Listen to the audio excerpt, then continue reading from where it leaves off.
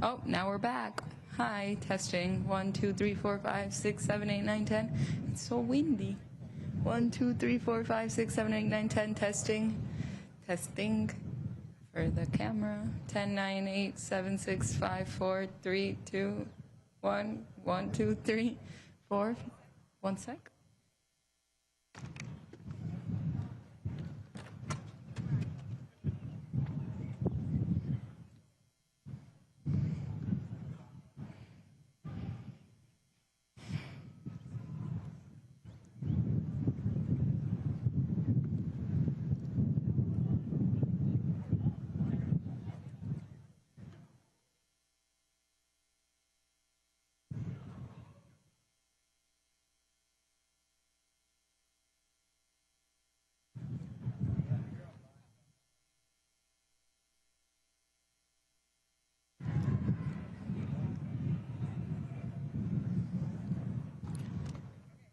Start over. Okay. 1, 2, 3, 4. Oh, we're good? Okay, thank you, Tasia.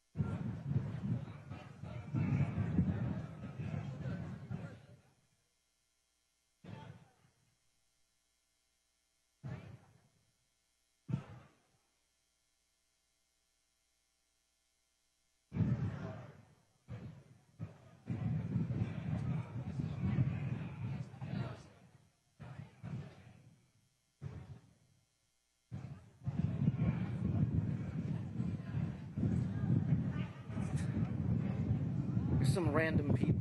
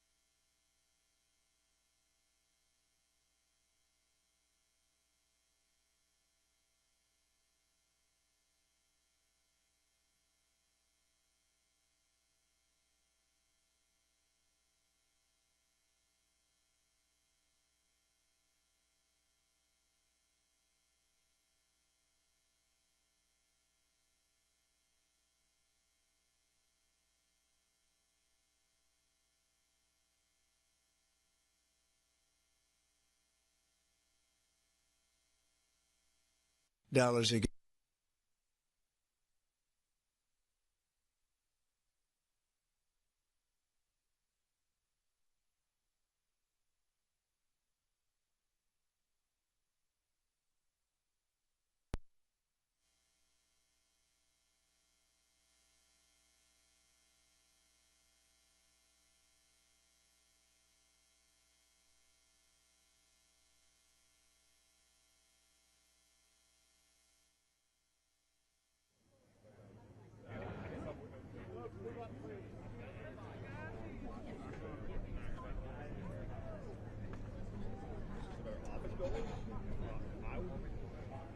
I would go in the Capitol and go down, and then right down below, because everybody has to come in. You know, because they go to different offices.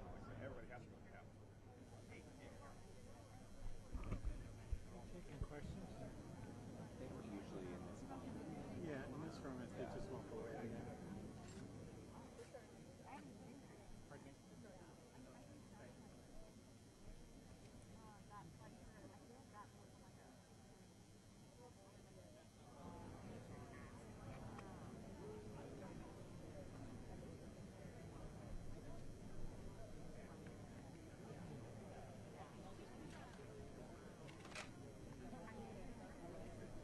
I'm rolling. That's a good idea right here.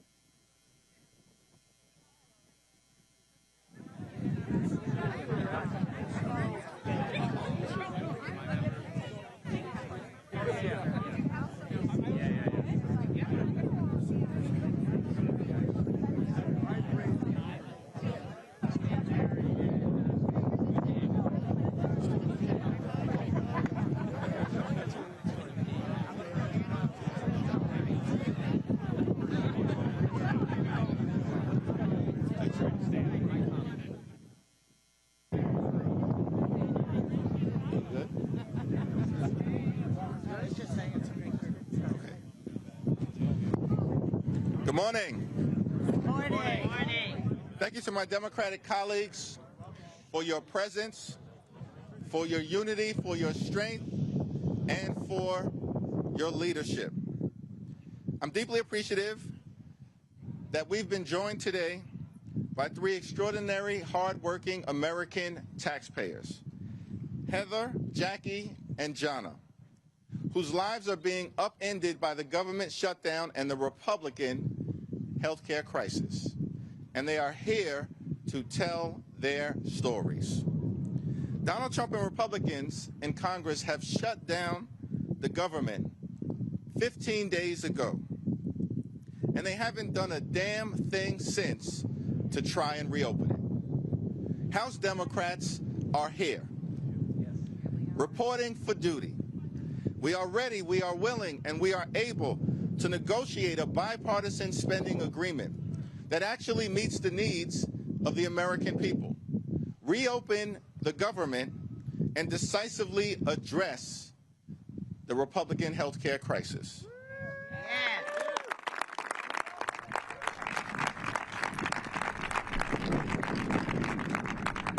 But we also need a common sense partner on the other side of the aisle. House Republicans shut the government down. Then they ran out of town. And for the last 3 weeks, they're nowhere to be found. What more can I say? You deserve better. You deserve better. The American people deserve better.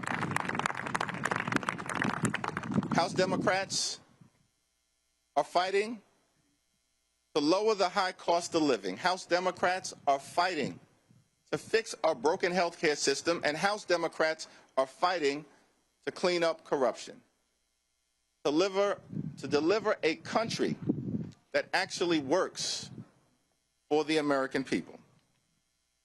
Donald Trump promised to love and cherish Medicaid.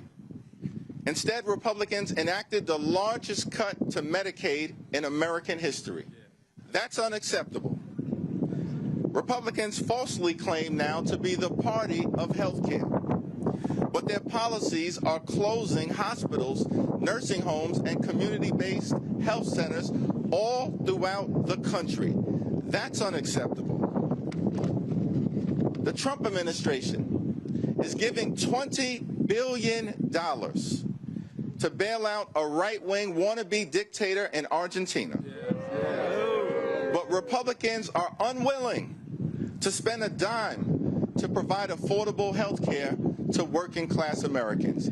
That's unacceptable. The American people deserve better. You deserve better. It's time to extend the Affordable Care Act tax credits. It's time to prevent tens of millions of Americans from experiencing dramatically increased health care premiums. It's time to make sure that every single American can afford to go see a doctor when they need one. It's time to reopen the government and stand by our hardworking, patriotic federal workers, and it's time to do all of that right now. No further delay. House Republicans need to get back to work. House Democrats are in this fight for working class Americans. We are in this fight for rural America. We are in this fight for urban America. We are in this fight for suburban America. We are in this fight for small town America. We are in this fight for the heartland of America. And we are in this fight for black and brown communities all across America. House Democrats and Senate Democrats are in this fight until we win this fight on behalf of the American people. Cancel the cuts, lower the costs, save health care. It is now my honor to introduce a registered nurse and a principled health care provider from the great state of Connecticut, Heather Broth.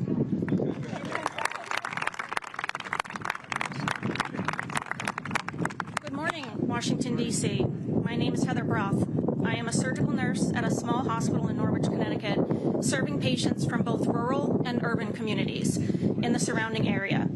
I'm also proud to be the president of our AFT affiliate 5149 in southeastern Connecticut. As healthcare workers, we take pride in giving our patients the very best care because that's what they deserve. We've long struggled with a healthcare system that's strained, which is hard, as it is, but we know it could be even worse. Today I'm here to say that we now are deeply worried that it will be much worse. We know a healthcare crisis is just around the corner because the big, ugly bill law enacted by Republicans in Congress and the Trump White House, it's coming. This partisan law slashed Medicaid and allowed healthcare tax credits to expire for working families, all while funding tax breaks for billionaires. That may be great if you have money, but it's going to make life harder and more expensive for everybody else, including more than 100,000 people in Connecticut who will face higher premiums if the tax credits expire. Already, our small community hospital has had one of the busiest years to date.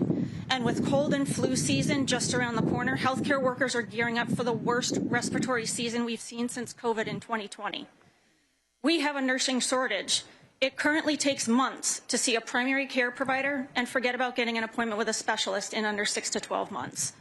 We have patients sleeping on stretchers in our emergency rooms overnight and on stretchers in hallways while waiting for other patients to be discharged. Sometimes we count up to 30 patients sleeping on those stretchers. We call those dynamic days. It's clear that the cuts coming down the pike have the capacity to dismantle and destabilize our currently understaffed and struggling healthcare system. Hospitals and clinics will close or cut essential services, forcing patients to travel further and wait longer for care. Up to 15 million people could eventually lose their health care coverage, and millions more will see their health care premiums increase. Our communities can't afford groceries right now. How do we expect them to afford significant rate increases to their health insurance? And we know that rural communities will face higher premium increases than other communities if the health care tax credits are allowed to expire. Nationally, nearly a quarter of farmers and ranchers get health care coverage through plans supported by these tax credits. Entire communities will be devastated if the politicians in charge of Congress and the White House don't take action now. The frontline workers are scared. Everyone who's concerned about their own health or a loved one's health should be as well.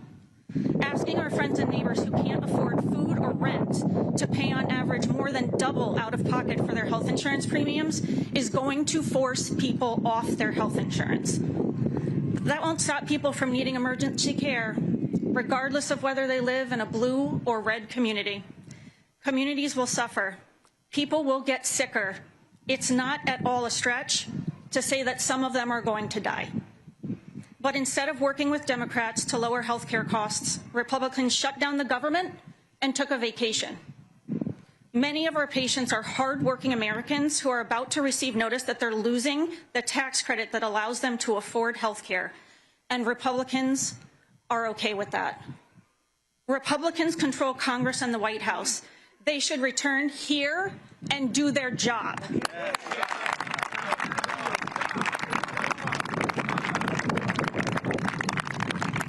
They should end this government shutdown and work with Democrats to rescue the health care that's now at risk. Our patients and communities deserve no less. And now it is my pleasure to yield to one of my siblings in this fight, Jackie.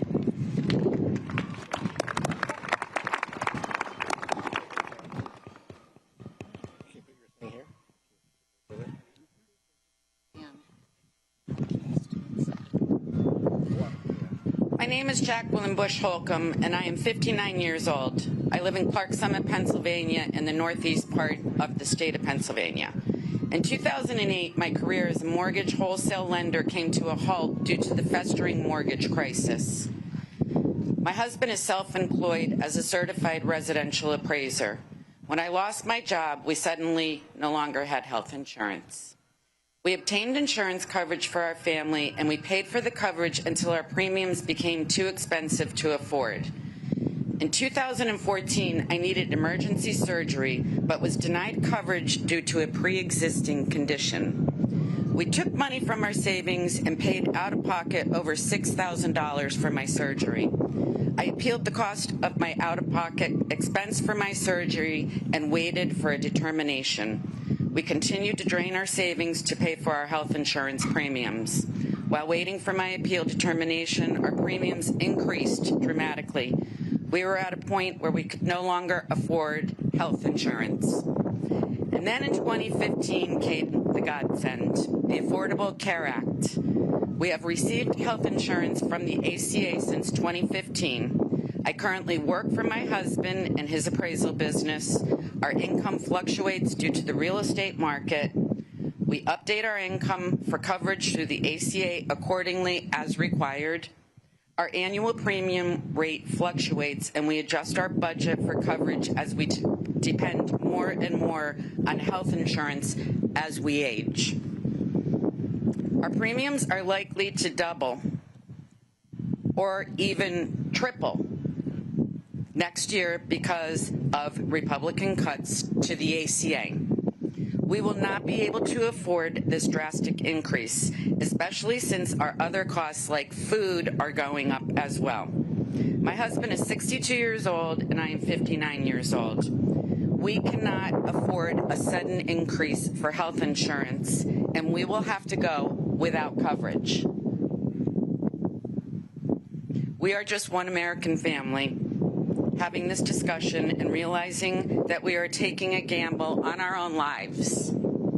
We have depended on our health care coverage to keep us healthy, and I am thankful to say we are healthy right now. By forcing us to go without health insurance, Republicans will steal the good health from us that we currently have. Instead of working with Democrats to find a solution, Republicans have shut down the government and fled D.C. I am requesting, pleading, and now demanding that Republicans do their jobs and protect the millions of Americans like me who rely on the Affordable Care Act. Thank you. I will now yield to Jonna.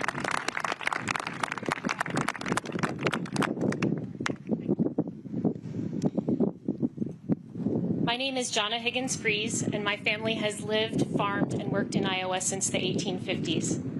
I'm here today as a private citizen and mother of 2 kids with critical and chronic illnesses who use Medicaid.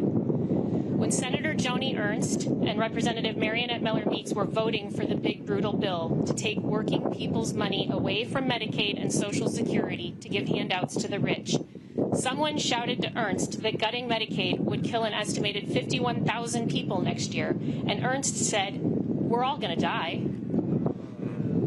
My babies were both sick.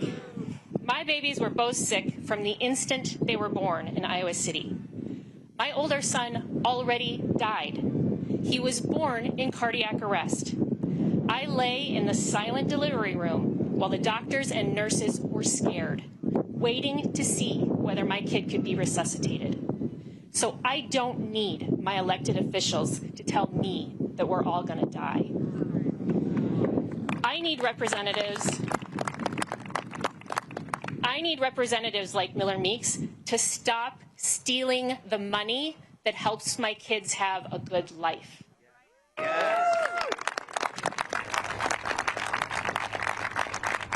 To Representative Marionette Miller Meeks, who said hell will freeze over before she holds a public town hall or agrees to meet with me and tell me to my face that my kids should just die, I say, you took an oath as a physician to do no harm. But you have shut down the government because you refuse to make sure people can go to the doctor and get their medications. I haven't slept through the night in months. I wake up terrified about a lot of things this regime is doing that hurt the people I love, including how my family can live with these Medicaid cuts. There are 600,000 other Iowans just like me who can't live without Medicaid. That's nearly 1 in 5 Iowans.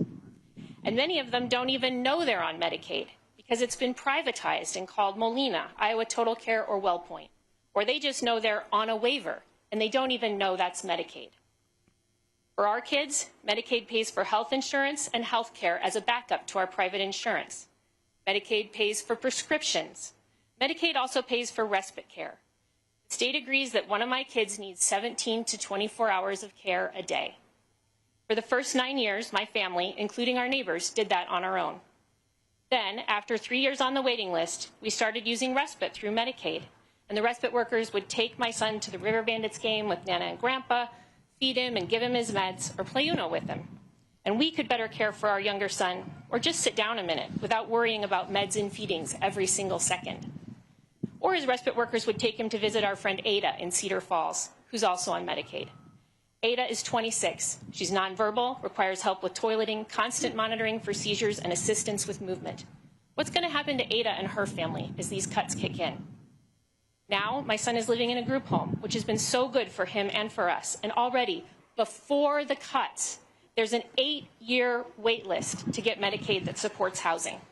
After the cuts, who knows?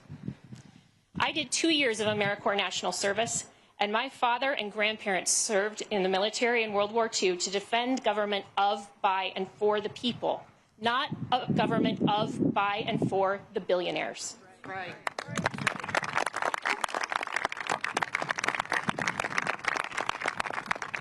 We are the richest country in the history of the world. I don't know why we let Republicans waste our time saying that we can't provide health care for everyone.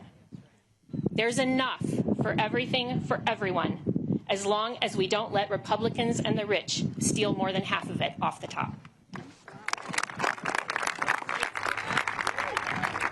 Thank you, Jonna. Thank you, Jackie.